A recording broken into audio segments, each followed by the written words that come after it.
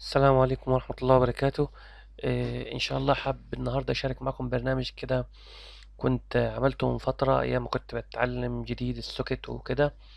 فبصراحة اتعلمته من شرح قناة كده، تابعت معاه مهندس اي تي. فالحمد لله كده عملت وقتها، وبعد كده انتقلت لمرحلة تانية. فكنت حابب أشارك معكم السورس كود، إذ ربما ممكن يفيد حد. باختصار البرنامج هو منقسم لجزئين: سيرفر سايد وكلاينت سايد. تمام. ومعمول بلغة بتاعة ديف اكسبريس. البرنامج كتعليم مش أكتر. الفكرة بتاعته إن أنت تقدر تشغل الكلاينت سايد على جهاز الكمبيوتر بتاعك، مثلا لو انت معاك مثلا كذا كمبيوتر في البيت مثلا، او في شركة او اي حاجة يعني انت تستخدمه بدماغك. تمام. وتشغل كلاينت سايد وملوش لازمه، هو الواجهه بتاعته ما فيهاش اي حاجه يعني. تمام. ممكن تخفيه اصلا في التشغيل، ما يظهرش اصلا حتى في التاسك بار. تشغله المهم ان هو يفضل شغال بس، وبتتحكم فيه بقى من من السيرفر سايد. السيرفر سايد ممكن تتحكم في كذا جهاز مع بعض، مش جهاز واحد يعني، اي كميه اجهزه وكده. وتقدر تتحكم فيهم، تبعت لهم شفرات، حاجات زي كده يعني. كل واحد يستخدمه بدماغه. طيب، لما نيجي نشغل مثلا البرنامج اللي هو السيرفر. تمام.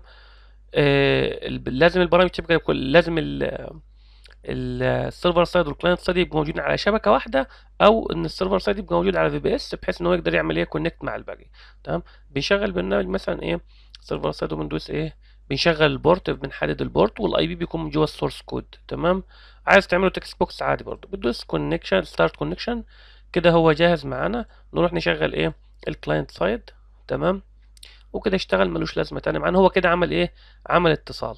تمام. هنعرف ازاي؟ هنروح الكلاينتس كونكشن، او جانب الاي بي بتاعه والبورت بتاعه والدنيا دي. تمام. نقدر ازود معلومات كتير. طب ممكن انا عملت في كالبداية. كمثال مثلا، ممكن ابعت كومنت بتاع كوماند شفرة. تمام.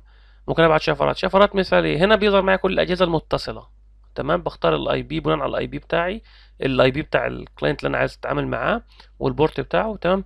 مثلا وليكن انا كده مشغل الجزئين على نفس الجهاز. تمام. بس ممكن مثلا ابعت شفرة مثلا اوبن كالك مثلا، دي كمثال يعني. فهي كده فتحت اتنفذت الشفرة هنا عند الكلاينت على طول. تمام. مثلا اوبن سي ام دي وليكن. تمام. وتقدر برضو توجه فيها شفرات، تقدر توجه فيها اوامر. تمام. وتقدر تقفل الكونكشن معاه. مثلا هنا هتدوس عليه، هيجيب لك البرامج اللي شغاله عنده على الجهاز بتاعه بسهوله. تمام. هنا تقدر تقتل برامج اللي هو توقفها. تمام. بلاش نستخدم. هنا في البي سي انفو. البي سي انفو بص هنا. البرنامج انا عامله متصل مش فاكر السيكوال لايت ولا سيكوال سيرفر، هشوفه دلوقتي. تمام. المهم ان هو بيسجل الداتا دي. الداتا اللي هي الداتا بتاعت الجهاز يعني. اخر جهاز مثلا جايب الداتا بتاعته مثلا هو رقم 1006. تمام. هرجع اجيب داتا الجهاز تاني، بي سي انفو، هرجع عليها كده تاني. هو جايب الداتا كده وسيفها، بص كده 1007. بيجيب لك بقى؟ الاي بي، السب نت، الهوست، الماك ادريس، الجيت واي، اليوزر نيم بتاع الجهاز، الدومين، الاسم بتاعه، البروسيسور نيم، الهارد. تمام. الهارد والرامة والمش عارف وشوية تفاصيل كده كتير. اه. وانت برضو ممكن تقدر تزود فيهم براحتك، زي ما انت زي ما انت عايز. تمام. واي معلومات تقدر تبعتها عادي او تستقبلها. تمام. في بعد كده ممكن برضو تبعت له تبعت له رسالة بتظهر عنده كنوتيفاي ايكون. تمام. وهكذا. وهنا بتقدر تتعامل مع تعرف اللي اللي موجودين المتصلين وكده. وهنا لوج بحيث يسجل اللي بيحصل. بس كده. تمام. هو ده البرنامج باختصار. طبعا انت ممكن تدخل تتفرج تشوف الفانكشن اللي جواه، يمكن حاجة منهم تبقى مفيدة بالنسبة لك. وبس كده. والسلام عليكم ورحمة الله وبركاته.